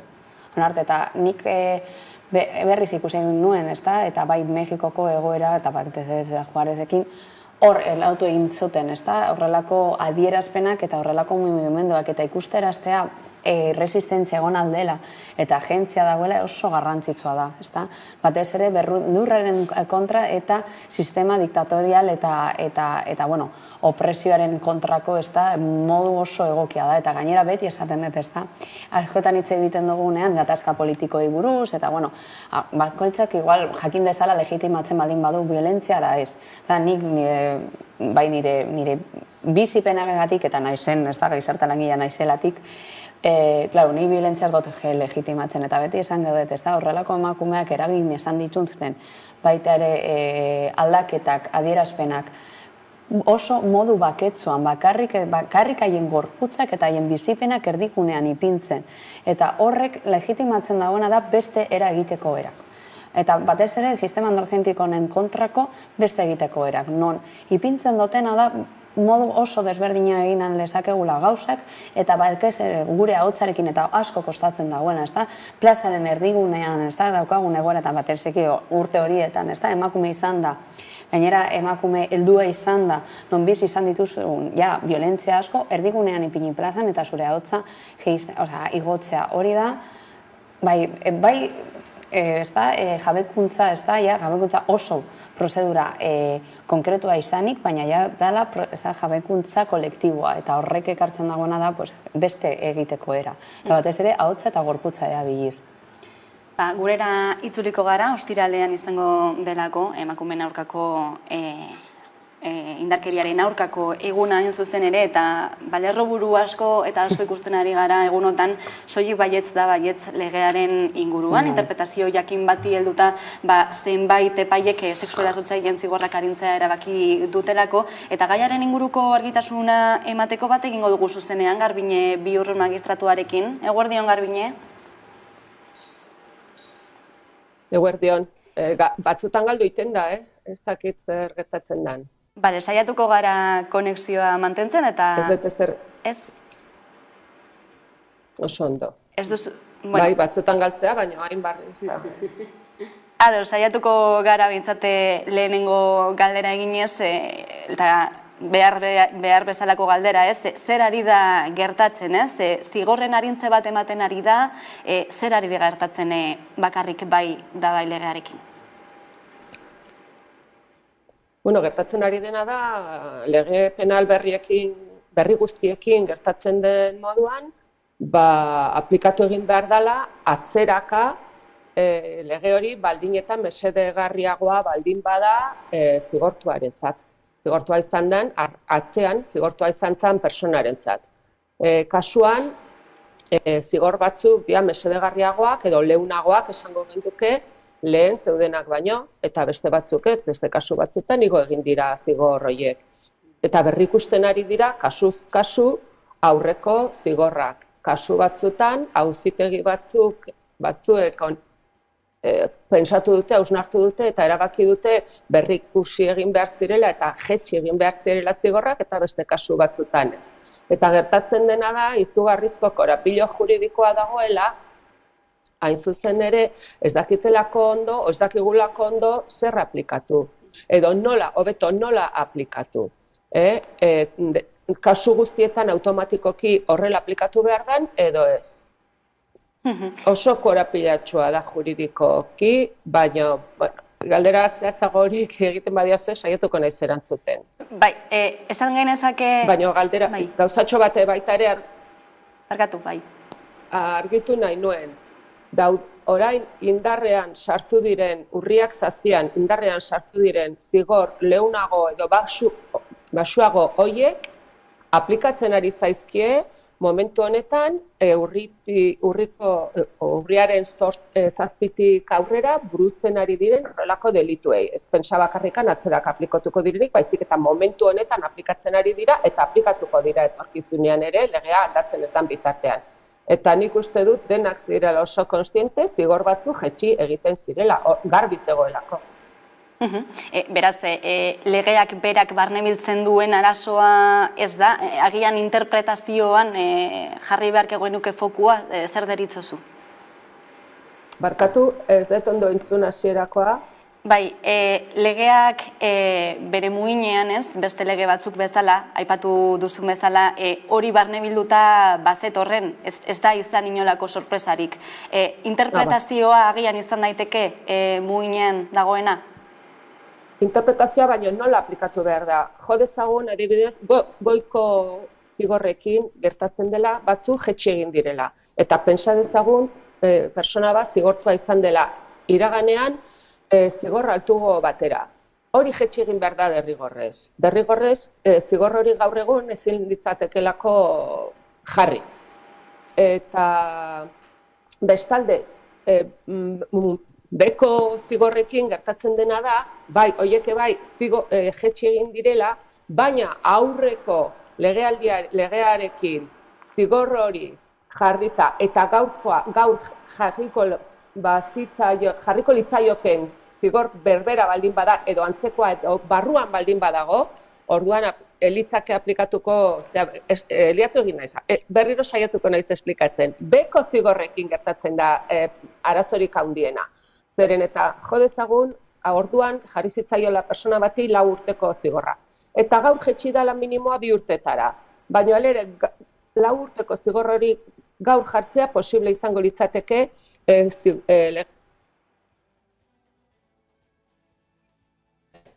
bat da automatikoki jetxi egin beharko litzakeela baita ere zigor minimo hori.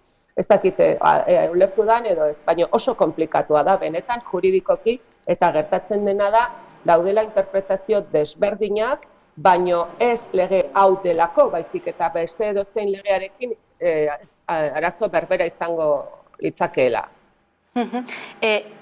Ulertzen duzu dena den sortu den arrabotz guztia lege honekin muinean, ez? Abusua eta nola zen, markatu? Zer? Erasoa. Erasoa, barkatu. Abusua eta erasoaren arteko distentzio hori ezabatzen du? Baina hori ez da arazoa. Hori ez da arazoa. Berdin dio, egia da, zigor batzu jetxi direla, hain zuzen ere, abusoak erasotzat jotzen direlako gaur egun. Eta orduan, abusua nolabai betidanikan delitu leunagoa edo txikiagoa izan denez, jetxe behar izan dira zigorrak proportzionaltasuna eta oreka bat mantentzeko. Baina hori ez da arazoa, ez da batek uste duela abusoak ez direla horrela zigortu behar, edo hori ez da arazoa, arazoa da oso teknikoa, esan dudan moduan. Eta gertatzen dana da, lege honek ez zeukala xedapen berezirik hori argitzeko, eta ordu zalantzan da, zigor kodeak, 95eko zigor kodeak zeukan xedapen berezi bat aplikagarria dan edo ez une honetan.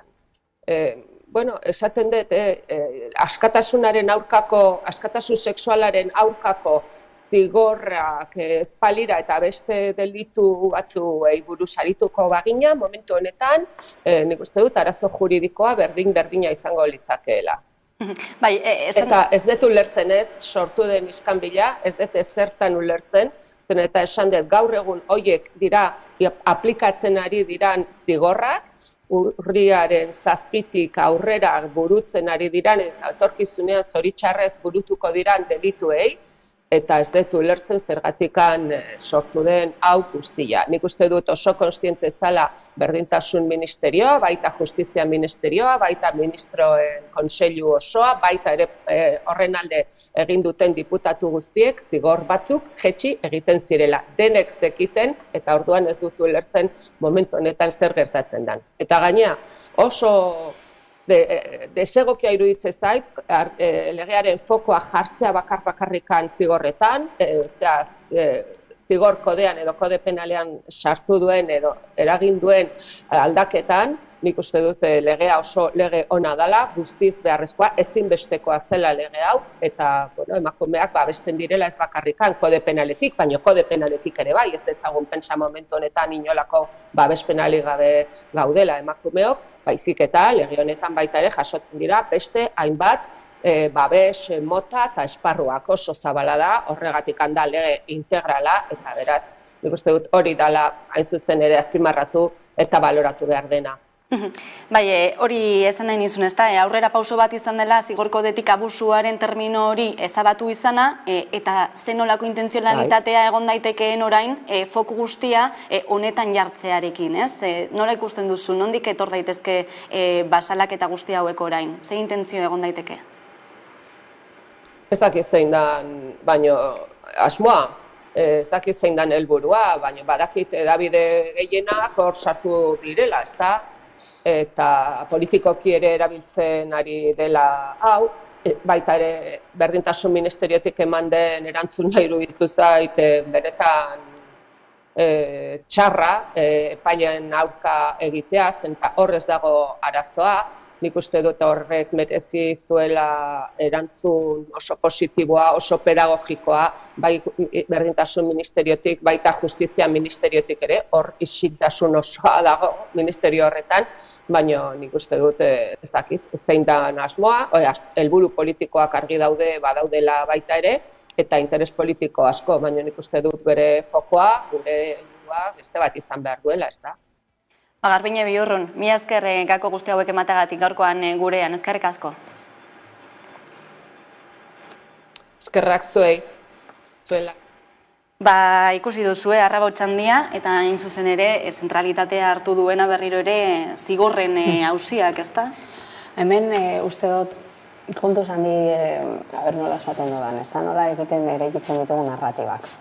Zergaitik, eta hemen atzean dagoena da, bueno, juristek, eta ez dute juristen kontra joan nahi, baina, klaro, berezik eta uste dut hor dagoen gauza garrantzitsu bat ea formakuntza dekogun, genero formakuntza. Zergaitik zen, eta berdin zaizen lege ipiniko dugun, ez badekogu ez da formakuntza bereziki eta konkretuki eta zehazki eta egin nondik baipatzen den, klaro, hor, ez da, Erbineko multan zen zuena zen, interpretazioa. Eta interpretazioa beti hor, askotan, formakuntza eman denean, juristei bete, batez ere resistentzia zen, eta ez da hartuko guztiei.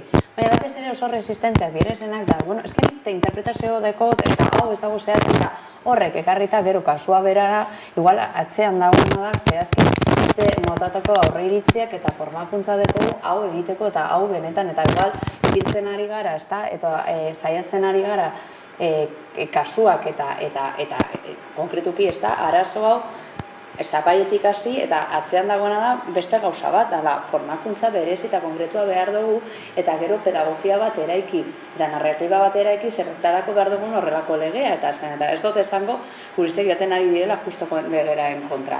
Baina lege hau eta Garbine komentatu egin dagoen moduan beharrezkoa zen aldakuntzak egitea eta klaro, gero interpretazioak hor egongo dena da. Hori da faktore bat, zenbatako interpretazioa egiten ari diren juristek, eta zer dago nintzen, eta zenbatako igual aurreiritziak daude zen honekiko lotuta. Eta gero beste oso garrantzitsu bat da, beste faktore bat askoz ere bisibleagoa dela arazoa, eta denuntzia gehiago daude. Hori esan nahi du, gero eta gehiago daude, ez dago esaten baizik eta orain dekogula askoz ere ez da, bai gure imaginarioetan eta baita ere gure jokabideetan hau denuntzia egiteko. Eta hortatik, alde batetik bai komunikabide gehiago hitz egiten dugu honi buruz, eta beste aldetik guk, ez da emakumeak gehiago denuntziaten dugu. Duan faktoreak asko dira, hau benetan ondo azterketa sakon bat egiteko. Ezin dugu esan, gero eta denuntzia gehiago daude zela legea, igual bai lege, baina beste lege guztiak, eta hori da batez ez sartzen garena, eta justu igual maila honetan ez da gertatuko, ez da, baina askotan ez da, entzuten dut kalean, ez begirate, gero lege bat, gero txarrerago joateko, orduan egiten ari garena da atzeruntz, orduan kontuz nola interpretatzen ari garen, zer gertatzen ari den, alde batetik dago, formakuntza dekogu hau, benetan, ez da, denuntziak, ez da, eta kasuak, eta bereziki kasuak, eta emakumeak, akompainamendu legal bat egiteko,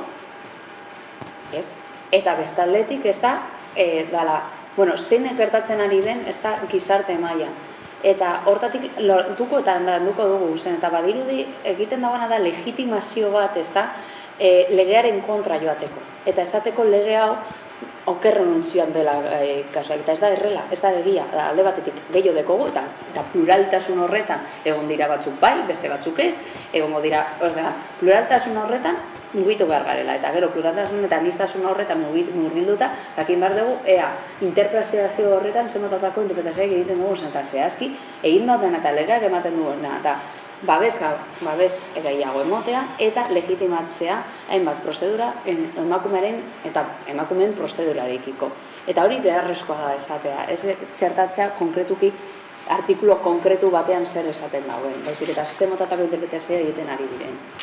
Nik uste dut hemen bi eztabaida daudela, eztabaida juridikoa dago, Garbineko oso aipatu duena, eta dago hor disputan dagoena da, edo prorreo printzipio aplikatzen dena, hau da, gutxieneko penak aplikatzen diren, edo tipo berdina, delitu tipo berdinaren barruan, barne bilduta baldin badago ezarritako kondena, lege berrian ere, ea hori mantentzen den, eta Auzitegi Gorenak hori esan du, momentu beste kasu batzuetan, eta hori dago disputan. Baina, eztabaida juridiko alde batera utzita, uste dut atzen dagoena eztabaida politiko bat dela. Ez dela eztabaida juridiko bat, eta hor kanpaina politiko bat dagoela. Eta auzia ez dela inbeste Irene Montero botere judizialaren kontra, edo botere judiziala matxista den. Pues klaro matxista dela botere judiziala, gizarte honetako estamentu guztiak bezala. Hor atzean dagoena da, gobernuaren eta bereziki berdintasun ministerioaren kontrako kanpaina bat, eta Irene Monteroren kontrako kanpaina bat. Eta hor, bi elementu daude, klabeak direnak alde batetik, oldarraldi matxista batean bizi garela, egia da feminismoak aurrera pausu asko eman zituela orain dela urte batzuk, baina momentu honetan atzera pausu batean aurkitzen gara gizartean, eta hau da horren isla. Eta bigarren elementua da, botere judiziala funtzionatzen duela Espainiar Estatuan gobernuaren eta ezkerraren kontrako beste kategori bat bezala, polizia izan daiteken bezala, ejertzitua izan daiteken bezala, eta komunikabideak izan daitezken bezala. Eta auzi honetan oso ondo ikusi da komunikabide guztiek jarri dute ardura guztia legearen erredakzioan eta berdintasun ministerioaren ardurapean. Eta zein beste interpretazioan, botere judizialan edo bestelako elementu batzuetan orduan. Eztabaida horiek ondo kokatzen ikuste dut garrantzitsua dela, ze denbora gehiago pasatzen badugu eztabaidatzen ea ze interpretazioa egiten den, baina ez badigu erreparatzen kanpaina mediatiko horri, nekez egingo dugu aurrera eta nekez ulertuko ditugu diskurtso publiko guztien elementu eta klabe guztiak. Giza eskubideetaz hitz egiten jarraitzeko Katarreko futbol txapel mundialaz ere hitz egin behar dugu, izan ere badakizu arrabotsa ez dela falta izan eta eztabaida ez da ere ikusiko dugu.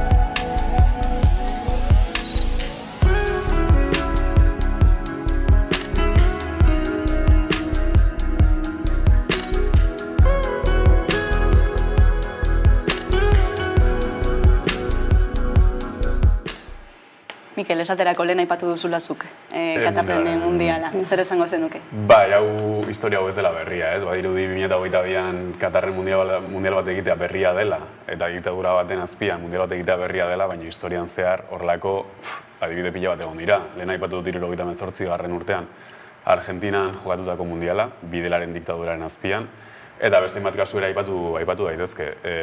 FIFak eta futbolak orokorrean jokatu du askotan zapaltzaileen aurpegi zuriketa elementu bat bezala, eta momentu honetan hori bizitzen ari gara Katarren.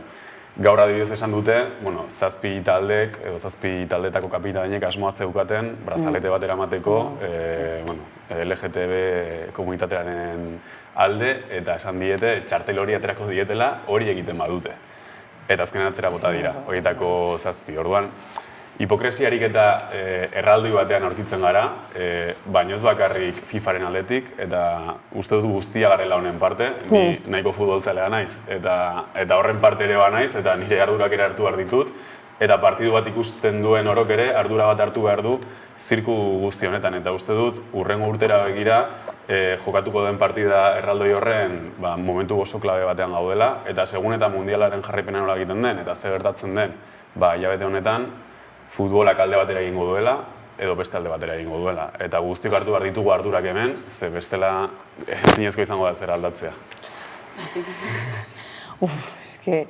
Igual ja kantzatan nago. Alde batetik futbola, futbola orokorrean, eta ez daut ez da zango futbola maskulino femenino eske berdin zaitzen, eta futbola izatez andozentikoa da, machista, rasista, LGTB-fobikoa, eta ikos guztiak ipantzen dodanen. Eta aldez aurretik nola dagoen eraikituta futbola, eta nondik datorren, eta zein erudutan badakit historio bat ekola, eta futbola esale guztiei barkatbena eskatu beharko di, eta momentu batean ez dakit, haiek eskatuko didatenean barkamenean hainbat gauzen gatik. Orduan, hori alde batetik dago, ardura. Ardura honetan individuala, ni, eske ikusi egin duenean, honi buruz hitz egin behar nuela, esan zen, ez dut zinetzi, eta da, berio Katarrei buruz hitz egitea, Danak dakigu zer gertatzen ari den. Jazta, punto. Danak dekogu zein baldintzetan daude zen emakumeak. Maila honetan, askotan hitz egin dugu, konkretuki, oso hurbilean gertatzen diren hainbat Arabia Saudi eta bestelako orain dela gutxi, egin zuten emakume bat, poliziaren, justo. Badakigu zein nola egin dute, nik ez nekien, eta nik pasau egin dut honi buruz, eta ez dut ikusiko, eta ez dut, justo, baina atzo nengoela. Nire gurasoen etzean, bakarrik, aita bakarrik, berakoa zekien zein zen nire posizionamendu, eta ipini egin zuen bakarrik momentu baten, bakarrik ni pizteko, pizka bat txantza sartzeko, eta berak azeizean, kontatzen nola zeuden baitare, futbol zelaiak, nola iraki egin diren, zein baldintzetan, baina ezke denok dakigu. Baina denok dakigu baita ere, zein arropa eramitzen dugun baita ere. Hipokresiari buruz hitz egiten dugunean, Orduan, bakoitzak, ipintzea motzila, ardura individualean, kazatzen, azken finan dinamika da, azkenean, kuadria bat ikin dauz, baina uste dut, ezinbestekoa dela zerbait egitea, edo gutxien baina ez ikustea, imagina hau gertatzen baldin bada, eta ez bagenu ikusiko. Gauzak asko aldatuko lirateke benetan. Eta hortatik, gauzak uste dut bai egin dugula, egia da Goliaten kontra gaudela, eta hemen gure sisteman sartzen direla eta elkar gurutzatzen dire hainbat aspektu, kapitalismoa, razismoa, badaket guztia. Eta gero, baita ere, ez da bakarri futbola, ez daude, gure kontsumo eredu guztia, zapaitzaia da. Gure kontsumo maila, zapaitzaia da. Baina zehazki futbola legitimatzen ditu. Hainbat egoera, non nik, ez dut sinesten, hainbat eremutan asko, pauso asko eman ditu, baina sartzen zara momentu baten futbolarekin, eta da, muga bat, hainbat pertsonei ez dutena ikusten, eta ez dutela onartuko. Eta, edo, gauzak, aldatzen dugu pausoka, eta azten gara onartzen, edo ezinezkoa da, baina futbola hain emozionalki kolpatzen duen, eremu bat da, non hainbat ikusten dute irresistentzia guztia, eta ez dute estalatuko eta nahia aldatzeko. Eta hor dago arazoa. Ez soilik, adibidez, aipatzen genuenean,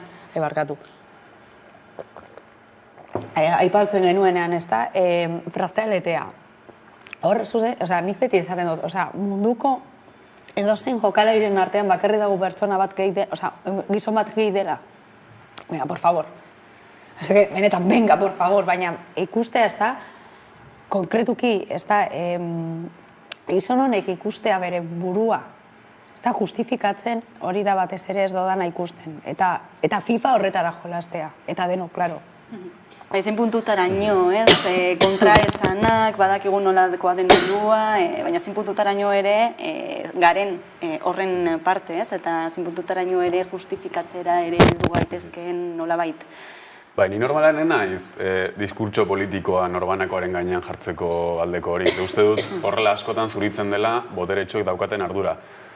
Baina uste du momentu honetan hor jarri behar dugu ardura benetan, Eta niretzat futbolzale izan da oso horreixa izango litzateke esatea ez FIFA da erruduna eta bestea da erruduna, eta nik partidu bat ikusiko ditut, kontra nago, baina kontraesanak asumitzen ditut, ez uste dut momentu honetan pausu bat eman behar dela aurrera, eta benetan boikot aktiboa egin mundialari. Atzo, telebistan dokumental bat agertu zen FIFaren eta mundialaren inguruan, eta elkarrizketatzen zuten argentinar bat.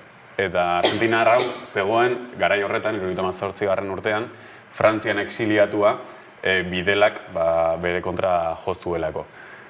Eta momentu batean gazetariak esan zion, klaro, zuk orduan etzen nuen mundiala ikusiz, Bidelaren aurpegi zuriketa bat zenez, zu kontra egongo zinen, eta esan zuen, ez nik finala ikusi nuen, ze gainera Argentinak irabazi zuen mundial hori. Orduan, imaginatu, Argentinako exiliatu batek ere ze kontrasenak zituen mundiala ikusterako orduan.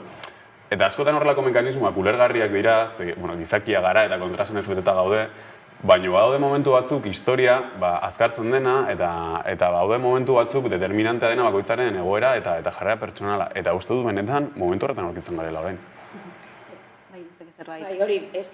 Futbola oso emozionala da. Nik ikusten dut etzen, eta Claro, nik nire, ez da bakarri, txikitatik ez da, segurenik zerbait ez hitzaidala gustatzen, eta hortatik ez daukat binkulo, baina bai nire etzen oso futbola esaleak dira.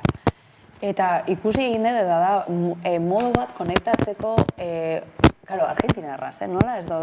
Ulertzen da, argentinarra eta gainean argentinan, ez da, daukanen poderio horrek, ez da, futbola, ulergarria, baina eta oso emozionala zen eta sentitzen zara aparte, eta ikusi egin da, urteak basata, baina ala eta guztiz ere, uste dut dago dela momentu baten ezinezkoa eta ez da legibidezkoa, adibidez, lazatzelete batekatik ipintzea eta horrelako gauzak, eta gainera jolastera horretara.